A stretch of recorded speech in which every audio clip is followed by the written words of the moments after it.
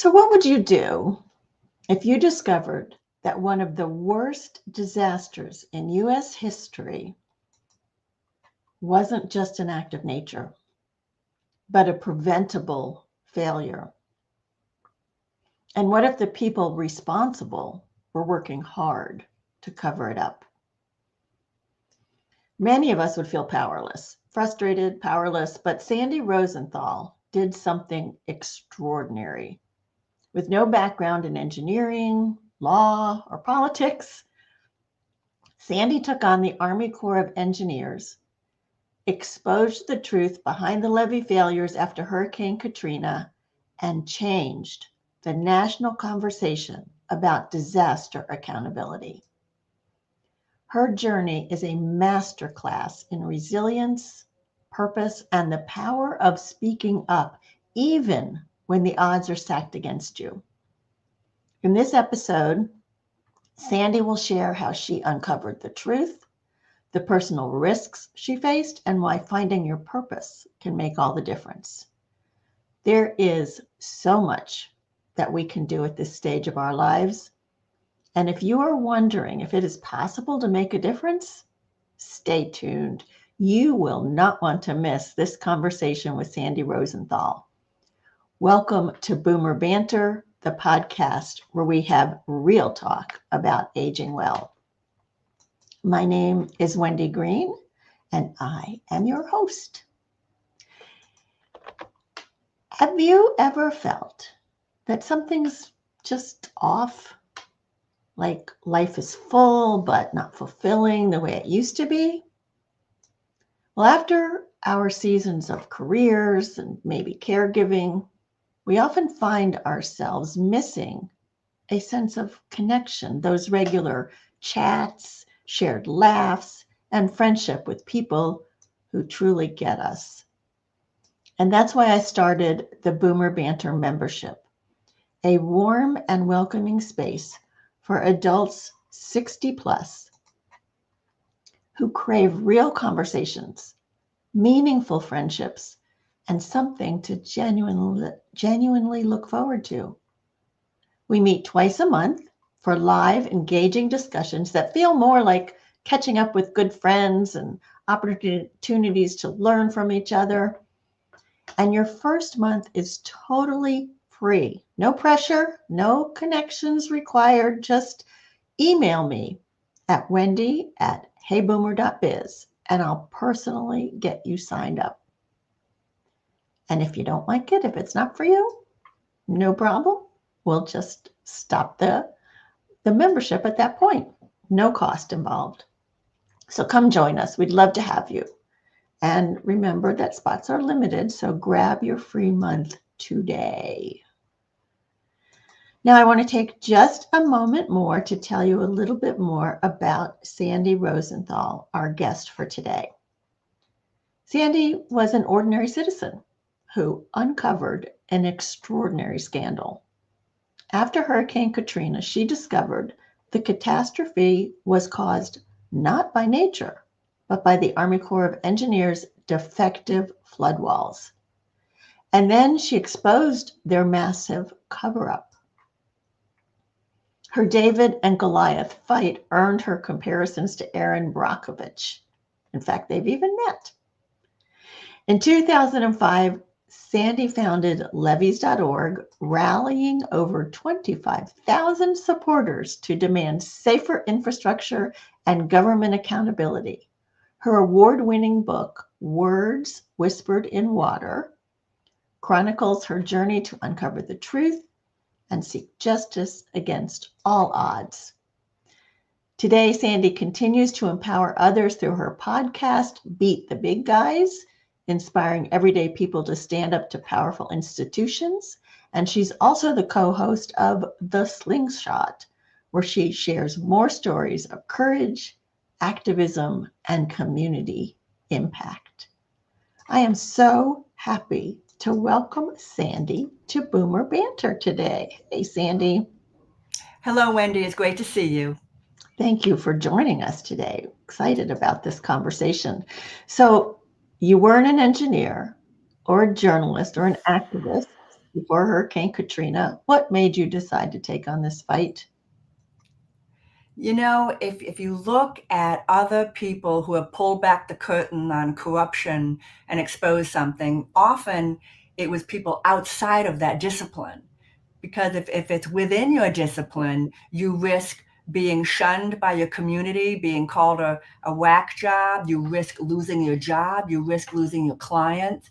So it's actually not that unusual that a non-engineer, actually exposed a cover-up in the engineering community. So, and we'll talk lots more about how I did that, but it's not terribly unusual. So what was your motivation to get involved in the first place? Well, it something didn't feel right or sound right. In the months after, excuse me, in the weeks after the flooding, I kept hearing about local individuals and local people being held responsible. It didn't make any sense to me. These are huge levees. How could any local people possibly be responsible for these? And I just started asking questions. I started reading and watching the news. This is 20 years ago, so we didn't have the same ways of getting our news as we did today. And again, it wasn't making sense. So I just started digging a little bit deeper. And that's when I got this hunch something's wrong. But it would take a while for me to figure it out. So it was interesting, Sandy, in your book, you tell the story of a couple that were seriously impacted. They lost their home, they were on the rooftop for a while. Your home was not damaged. And so some people might say, well, you weren't hurt, so why make such a big stink about it? Well, it's two things about that. One is you right. I didn't flood my house, my son's school, the family business. None of those flooded. Certainly not seriously. So what that did is I had the luxury of I didn't have to deal with a contractor or FEMA or my insurance company, which was all consuming at that time. This was a major catastrophe, the worst in America, certainly in terms of engineering failure. So I had, if you want to call that luxury, I had a little bit more time than other people, and also that's because I didn't flood, and also I was in a position where my husband is an insurance agent, and he Oh, told me, okay. yeah, so he told me pack for 3 weeks. We're not going to be able to get back home for 3 weeks, and I really think I was the only person that packed for 3 weeks. I've interviewed lots of people since then, and everyone thought we would be gone for a couple of days. Yeah. No one dreamed that a catastrophe like this could happen. Nobody. There was no warning that this could happen, and so that's why I was in this kind of a peculiar position. Oh, and then last but not least, even though I didn't flood, everyone I know was affected, and even if you didn't get water in your house or your business, you might have lost your job because your business flooded, the company Yeah. you worked for flooded. Yeah. Let's say you work at a restaurant that flooded. So everybody was affected, even people as far away as Baton Rouge and Alexandria and Lafayette, hours away. Everybody, the whole state was affected by this disaster. Yeah, and we watched it on the news. We saw all of the horrible damage that people endured, and some didn't survive. But you had a lot of pushback from some very powerful organizations as you were uncovering this. I don't know, maybe you want to first start to talk about how you uncovered it before we talk about the pushback. What do you think? Yes, let's start with how I figured out Yeah, that let's start with was that. going on. And this is key. 4 weeks after the catastrophe, which isn't very long, was reading and doing my usual research, which was sort of my way of dealing with the stress, Mhm. to be Yeah. reading and reading and read. So I got my little hands on an article. It seems that the Government Accountability Office had done a report for Congress and talked about the flooding. It was one of the very first reports after the catastrophe. And it stated very clearly on page 4 that the Army Corps of Engineers is responsible to design and construct the levees. and local people do the maintenance. Well, how is it? How could this possibly have been a maintenance issue? In my Mhm. mind, it had to be a design or a construction issue, not a Yeah. maintenance issue. A lot of our levees are brand new. Mm. So that's when I began to go, wait a minute, that this doesn't make sense. And so I started asking questions, and that is when I got the pushback. When I started asking questions, because again, I wasn't a lawyer, I wasn't an engineer, I wasn't a politician. Why is little Sandy getting so much pushback for asking questions? And that made me feel I must be on the right track. And even though I Mm. don't know all the answers yet, and that's something to know. You don't have to know all the answers. Just keep asking the Just question. keep asking the questions. So who are you talking to? Who are you asking these questions of? I would ask these questions of leaders at that time who were pointing fingers at local officials, okay, and saying they should have been protecting us from flooding. And I would just ask my little question. Well, excuse me, the Army Corps of Engineers is responsible to build for building these things. And my answer would be something like, or the answer that I would receive would be something along the lines of, "What's wrong with you? You want corruption?" Changing the subject, changing Uh-huh. the subject, or just belittling me for not being an engineer. Mhm. And so that's when I got pushback like that. I says, you know what? I've got to keep asking these questions until I get an answer I'm satisfied with. And it would be a long time before that happened. Yes, it would be. I'm reading your book. So you and your son really kind of took this on and started trying to organize. Tell me about that. Well, I'm agonizing over how do I, get the word out? It's just me. And meanwhile, at this time, I wasn't even living in New Orleans. I Right. had, my son's school had to close because there were no teachers. All the teachers had flooded. And you can't have a school without teachers. So the school was closed for 3 months. And so we evacuated to a town outside of New Orleans so that my son could go to school. And so we found a school for him just south of the city of Lafayette.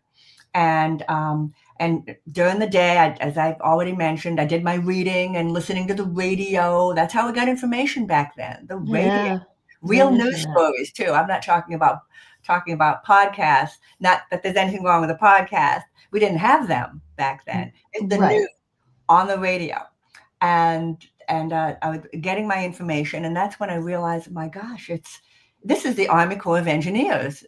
They're at fault, and we have to get the word out. So my son had barely turned 15 years old, a freshman in high school at a school that is just meeting all these new people in Lafayette. He said to me, "Mom, if you will write up a mission statement and do that part, I'll do the website and I'll build a website for you." 20 years ago. 20 years ago. Years ago. And he did. And so we launched our website in early December of 2005, just a couple of months after the flooding. But then I realized, wait a minute, we need more than a website. That's right. You need the people. We need the people. So very good. So I thought, I know. I said, we'll create a membership of people. Well, how do we do that? I went, I know. President Bush had just visited New Orleans just a week before and had promised to bring New Orleans back. No, President Bush had promised to build the levees back bigger and stronger. Okay. So I put a petition up on the levee.org website and asked people to sign the petition to President Bush, asking him to keep his promise. And overnight, we got 200 members, and now we're on the map. And, That's and keep awesome. in mind, this is 20 years ago, when getting 200 people overnight before social media was actually quite an undertaking. But there was a vacuum of leadership in New Orleans at that time, and a lot of very confused, scared people at that time, really just craving information, craving it, and would do anything to get it. And that helped get that 200 people overnight, which eventually turned into 25,000. 25,000. That's incredible, Sandy.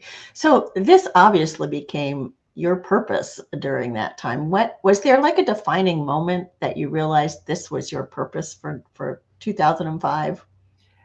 I realized it became a defining purpose when I quit my two paying jobs to devote my time full time Hmm. to the work of levees.org. I was a part-time marketing copywriter for an insurance company. And keep in mind, I was, at this time, I only had one child, a At teenager, home. and I was working part-time. And I also was a part-time fitness instructor, Oh, which okay. that's where I got my skills for being out in front of a crowd of people and leading them, leading them in fitness. But I quit both of those paying part-time jobs for the full-time job of a non-paying job of running a nonprofit, levees.org. And that's when I realized, yep, this is my new defining thing in my life. Wow. Wow.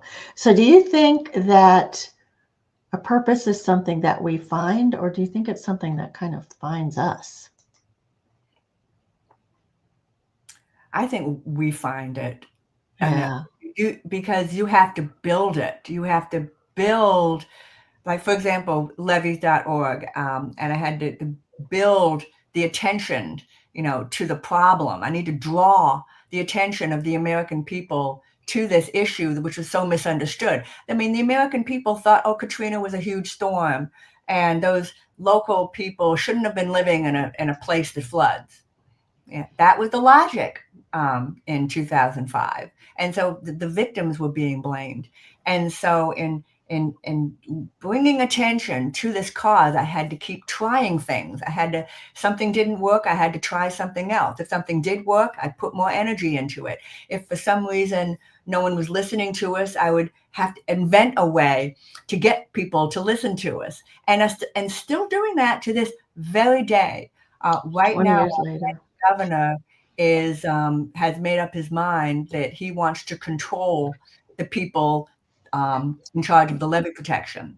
He's decided he wants to control it.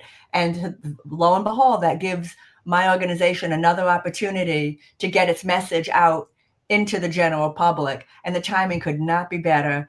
We are now at 20 years after that catastrophe, and not a disaster. It was a catastrophe. 135,000 houses destroyed. The financial is $190 billion adjusted for inflation. And it was also the most expensive, costly hurricane in our nation's history, in the entire history. So it wasn't a disaster, it was a catastrophe. It was a catastrophe. And it was interesting to hear you say that you needed to get the word out for the American people. Your mission wasn't just so that New Orleans would understand what happened. You wanted to make a difference nationwide. 62%, two-thirds, almost two-thirds of the American population lives in counties protected by levees, and it's the Army Corps of Engineers that designs and builds those levees. So this isn't just a New Orleans thing. We saw terrible flooding in the mountains of North Carolina recently during Hurricane Helene. You And there sure are did. countless other examples, none of them quite so severe as what happened in New Orleans and in North Carolina, but there's flooding going on everywhere, even in the mountains. Oh, for sure. Yeah, that was a catastrophe also. So, Sandy, what were some of the biggest obstacles in getting people, both public and the policymakers, to believe the truth about the levee failures?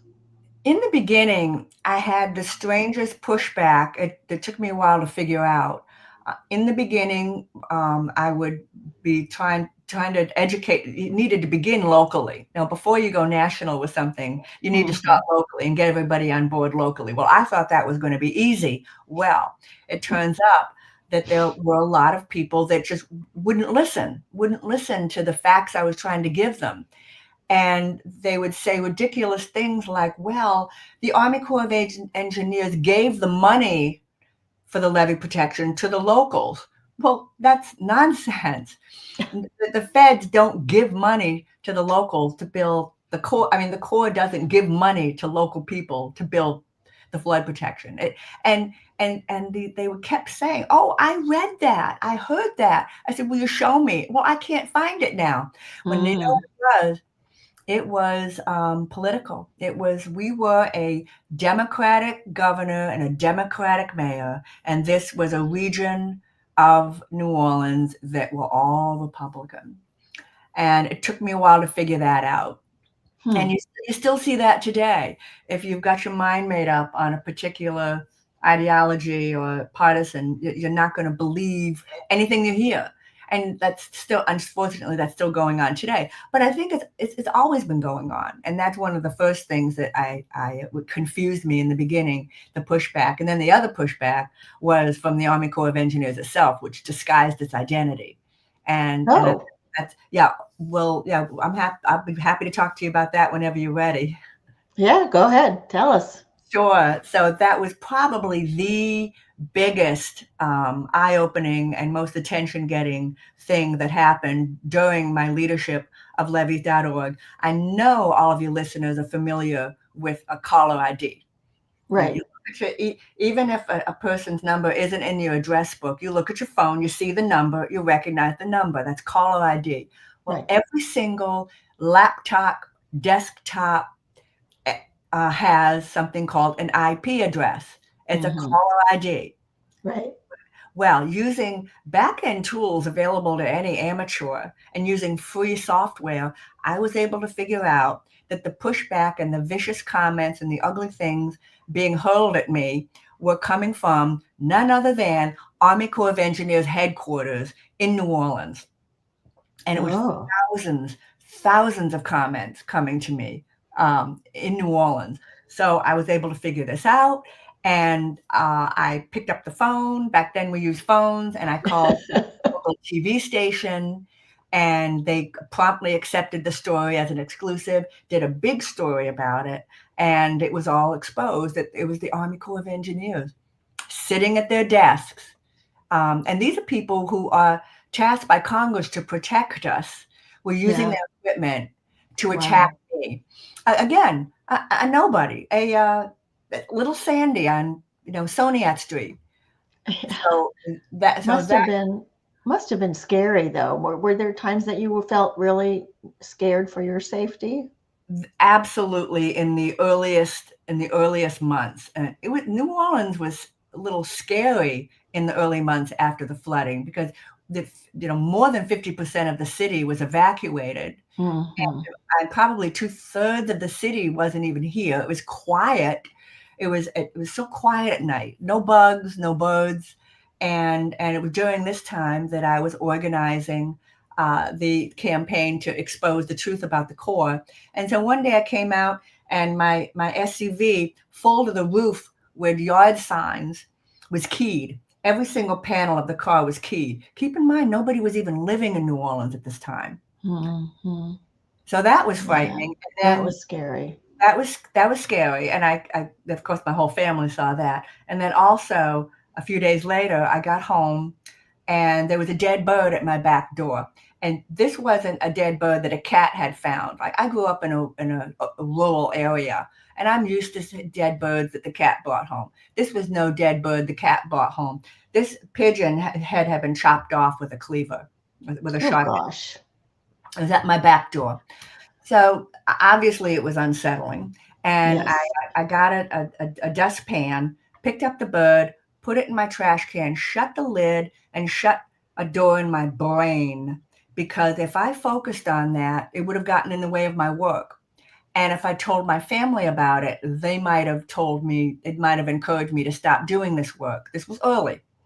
And so, I didn't think about it for years until it was Wow. write my book that I started talking about the dead bird. But you know what? My thought is, even at the time, it's going to take more than a dead bird to stop me. Golly. That's very very brave, Sandy, and that you didn't share it with your family is pretty phenomenal because that would have been very scary. I need to That take was their one. goal. That was That the was their goal, absolutely, to goal. shut you up. That was their goal. And there's lots of ways that the big guys use to shut people up. One of them is something called if you don't. It has a fancy name, but it's basically if you don't stop talking, I'll sue you. And Yeah, that's enough to get a lot of people to be quiet. absolutely. They tried it with Levee.org. They tried it with me, and that's we go into all the details in the book, but we basically said, fine, sue us. And they Right. backed off. And they backed off. They knew it was illegal what they were doing.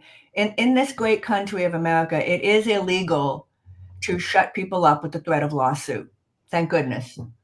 Yeah, thank goodness. It's so interesting how when you stand up for what you think is right, and don't back down, it kind of shuts them or pushes them back anyway. Yeah, the little things that usually work, didn't work on me. Yeah. Not that little, dead birds and threatening. Yeah, right. Pretty big. But fortunately, obviously, and I'm sure your listeners know, nothing great gets done alone. Obviously, I had lots and lots of advisors who offered their advice pro bono, and one of these people advising me was an attorney. Mm. An attorney advised me, don't back down, don't let the Army Corps of Engineers make you back down, stand up, and he offered to represent me pro bono. Oh, that's awesome. Yeah, right, right. And Yeah. and to your listeners thinking of stepping up and righting a wrong, lots of good people with great skills will come forward and offer their skills pro bono, and all they want in return is for them to use Yeah. their advice, just to use it. Right. They don't need it any more thanks than that. That's an excellent point. I need to break for 1 second, 1 minute to talk about my sponsor, who is Greenwood Capital, and my advisor, Melissa Bain, who works with me to make sure that my financial portfolio matches my preferences and my desires and um, all of that. And so, as an independent registered advisory firm, Greenwood Capital is a fiduciary. They must place your interests above their own. And I need to share that as a sponsor, Greenwood Capital has compensated my business for this testimonial. So, for more information about how they can help you with a financial plan, go to greenwoodcapital.com. So, let's get back to Sandy. This is such a great conversation. So many people will see an injustice or a wrong, and we have plenty of things that we can take action on now, but they also are afraid and they don't act on it. So, why do you think you felt differently? What gave you the courage to step forward?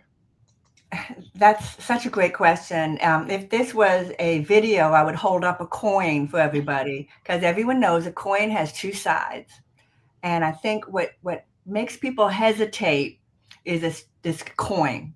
And what this coin is people feel if they have to stand up for a cause, whatever it is. I mean, I'm trying to pick something.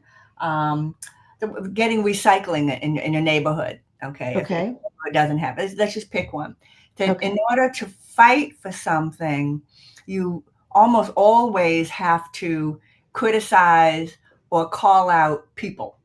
Okay, and most people don't like to criticize other people. Okay, Right. Because then you're going to think nobody's going to like me and they're all going to, make fun of me or whatever. Right. right, right. It's a very human thing to not want to criticize other people. Mm-hmm.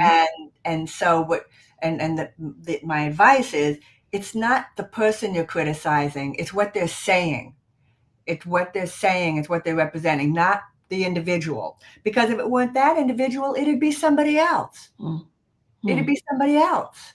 So so once you've accepted that, you go, oh, and it took me a while to figure that out too. Oh, it's not Marie or Anne, it's this issue. Okay. And it just so happens that the Marie or the Anne is the one behind that issue, but that's irrelevant. And then the other side of the coin is you personally. And none of us likes to be disparaged or ridiculed or made fun of, or nobody likes that. or criticized. No, nobody likes it. And so if you get past, it's the same thing. They're not criticizing me. They don't like what I'm saying. My own brother-in-law, rest in peace, he's not with us anymore. But right after this catastrophe that took the lives of what at the time was believed to be almost 1,800 people, right after that catastrophe, I was talking to him, giving him my talking points, trying to help him understand it's not our fault what happened to us. You know what he said to me? He said, well, maybe you're right. I just don't like your tone. Oh. My tone, which so confused me at the time. Keep in mind, 1,800 people dead, 150,000 people without a house, and that's just the tip of the iceberg. I realized something. It's not my tone. He doesn't like what I was saying. So as you're telling this story, you're talking about over time, you realize it's not the person you're criticizing, it's the issue. It's not me they're criticizing, it's what I'm saying. But initially, Sandy, you had to have the courage to stand up and say these things that didn't feel comfortable. I mean, have you always seen yourself as a fighter, somebody who has a cause? That's a great question. It would take a little while for me to figure out that coin. And it was very uplifting and helped me do much more and bigger things For as I sure. moved forward. But you're talking about right in the very beginning. In the very beginning, why did what made me? Maybe I was a little bit crazy. From all of the trauma. I definitely felt that if they're going after me, I'm on the right track, or I'm either right or on the right track. This is when I got the criticism, and that fueled me. That gave me confidence to keep going. Yeah. For me. Yeah. So, and you knew, I mean, you also felt that they were criticizing people, the victims, like you said, and you advocated for them. I couldn't bear it. I think, I think you've helped me. This has been a long time since I've thought about these things. I think you helped me remember. I think that was where I just lost it and said, I've got to do something. Victims are being blamed for something that is no fault of theirs. It actually arose out of an argument. I was having this conversation by now. This conversation happened in late October, right around Halloween. And I was talking to a gentleman from Alexandria, Louisiana. It's about 2.5 hours from New Orleans. Explaining to him what your listeners all now know. It wasn't the storm. It was the federal government's design mistakes. And he shut me down, or tried to, and said, oh, no, there's nothing wrong with those levees. Katrina was a huge storm, and people like you don't deserve any help. Well, when I say I lost it, I lost it. And I didn't lose it physically in front of him, but mentally, I went, something's got to be done. And I went home that night and said to my husband, I've got to do something. I've got to tell the world, or at least start with America, what happened. I didn't know how, but I knew something had to be done. And I think that was that defining moment. Yeah. And I spent the next week or two, not more than 2 weeks, trying to find someone else who was already trying to get the word out that I had figured out myself. I figured if I could figure this out, other people must have figured it out. And I spent 2 weeks looking for somebody, and every person I asked, no, they were stuck on locals, that local responsibility. Somehow the locals should have, I don't know what we were supposed to do, but it was believed that the locals were responsible at that time. So I that the proverbial, you want something done, you got to do it yourself. You got to do it. And you sure took it on. You were amazing the way you did that. So tell us about the impact that all of this work has had on levees and society in general. Well, yes, it's the Army Corps of Engineers no longer builds levees like the ones that they built here in New Orleans. But as far as the work that my organization can definitely say is because of us, I think there are many, many things, but I think the most important accomplishment of levees.org is we approach the Associated Press. The Associated Press is a worldwide news organization that has something called a style book. And for your listeners that don't know what that is, it's it's a book of how you reference anything, be it 9/11, be it Hurricane Katrina, be it the way you describe, the chemical explosions, and you name it. It's if you refer to something, it's always the same way. And if you think about it, journalists always refer to the 9/11 disaster with the same words. Okay. Mm. uh, Levee.org, my organization, approached the Associated Press and urged them to do a style guide change because their style guide says Katrina's levees broke and didn't point fingers to the culprit, which is the Army Corps of Engineers. And in 2022, excuse me, yeah, that's correct. In 2022, the Associated Press issued a memo to all of their reporters worldwide saying that if you ever speak about the flooding of New Orleans during Hurricane Katrina, you should always mention federal levee failure. And depending on what the story is about, even go into more detail that this was poor construction by the Army Corps of Engineers. In my mind, once you've changed the way media talks about an event, you've made big strides. Wow. And it only took you like 17, 18 It only years. took 17 years, but keep in mind we're a little nonprofit Oh my with gosh. no dedicated income stream, and we pulled off something that big PR companies could not have pulled off. Wow. That is so impressive, Sandy. Good for you. Thank you. I think there's one other thing, though, that you've made a change with engineering students, right? And how they Oh, yeah, study. thank you. That campaign is ongoing. We haven't been able to open our champagne quite just yet on that because Okay. what we're trying to do is change the way engineering is taught in some 200 different engineering schools all across the nation. Right now, it is not required that engineering students receive instruction on disasters and the lessons learned. We think that needs to change. We're not the first people to think that needs to change. In the 1990s, the American Society of Civil Engineers tried to get the engineering schools to start doing what I just described. You need to teach the kids about disasters and the lessons learned, like the recent one in Baltimore. Right, the bridge. Yeah. So the engineers failed for several reasons. The main one being they tried to go directly to the schools and get them to change their ways.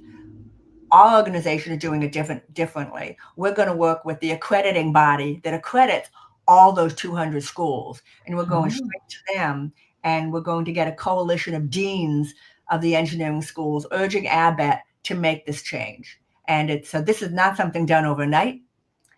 This is more of a marathon than a sprint, but it was begun 2 years ago, almost 1.5 years ago.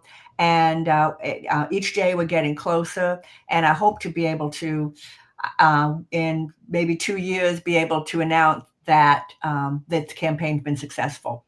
And it seems so logical. I can't imagine that there would be much pushback on that. I mean, they designed the bridges and the buildings and everything. Nobody pushes back on this one, which I got to tell you is a bit refreshing. Yeah, I bet. To actually be working on something that nobody disagrees with. That is kind of a new thing for you. Yeah. So you said, yeah, about time, right? So you built an incredible second act of life, Sandy, and you're still going strong. So what advice would you have for people at this stage of life to feel like they have the power? We have the power to create change where we see it needed. I want to share something with your listeners that hopefully will be empowering.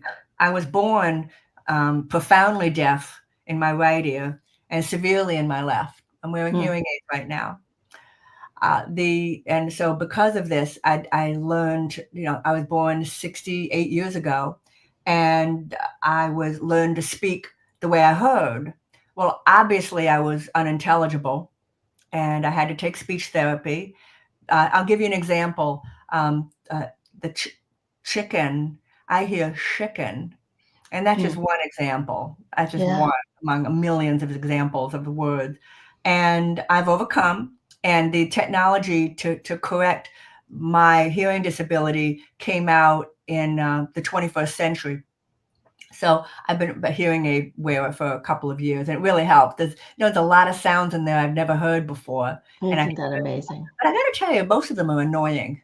Like, My mother would say the same thing. oh my gosh, I didn't know my dishwasher made a high pitched beeping sound when I opened it.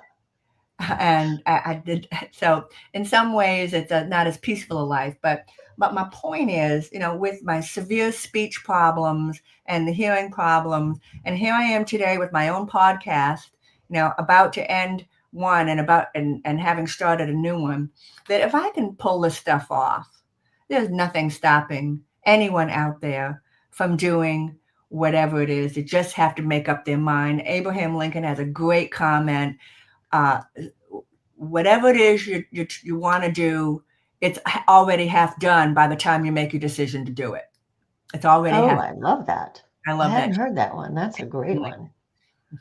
And that is a very empowering story. Thank you for sharing that, because that could be something that, people want to keep hidden, but you put it in the book too, like, I got to learn to talk if I'm going to be able to be the spokesperson of this organization. Yeah, that's awesome. I mean, most people are afraid of Public. a very common fear of speaking before an audience, speaking in front of a news camera. Very, very common. Some of the most accomplished people in the world, greatest ever, are scared to death of having to speak before an audience. Yeah. And imagine me, I couldn't speak. Amazing. Not very intelligibly. So by the time my speech therapy ended, they couldn't do anything about the Boston accent. I'm born in the Boston area. And they reassured me it's okay as long as you're understood. They just And need to be understood. you are beautifully understood and very eloquent with your descriptions. Thank you. So tell people how they can get in touch with you, and briefly tell us about your podcasts. Certainly. Well, let me start with the podcast. My first podcast, Beat the Big Guys, was launched in June in 2021 because, as I mentioned to your listeners earlier, if I can do this, anyone can. But I had some tools and tips and tricks that they might not know. So I started this podcast and had a weekly guest each week to talk about different things they need to know, like what to do when you've just been received an award. Most people would be embarrassed. Okay, no, you use that word, a reward. You use that award to get more followers and more supporters, or how to raise money. Among lots and lots. We recorded 122 episodes.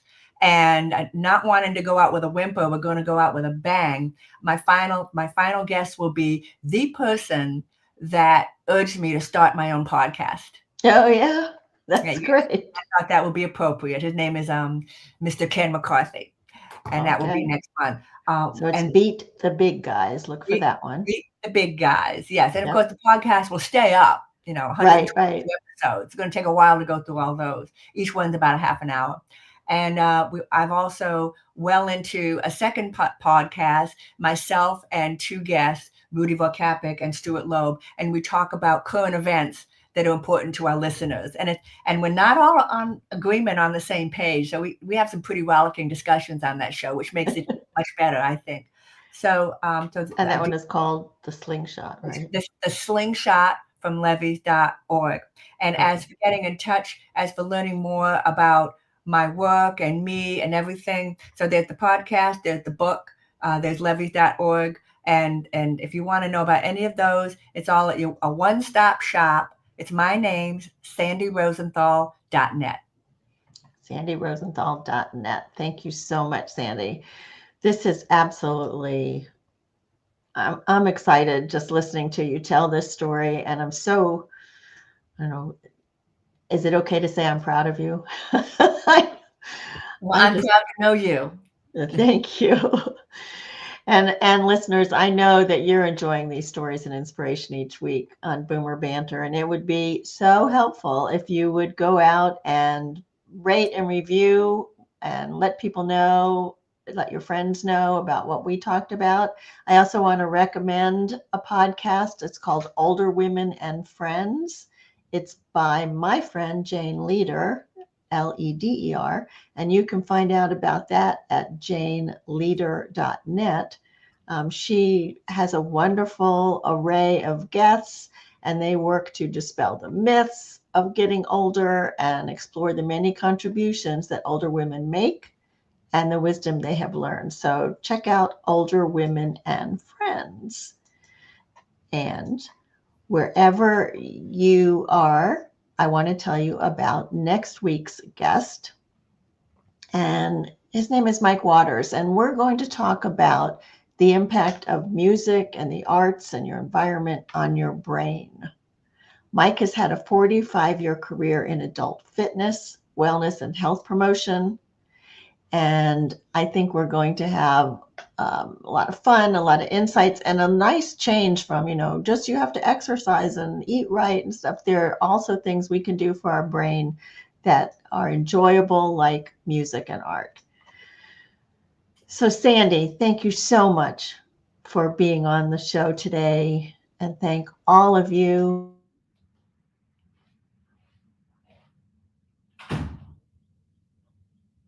So keep coming back and share with your friends. See you next week.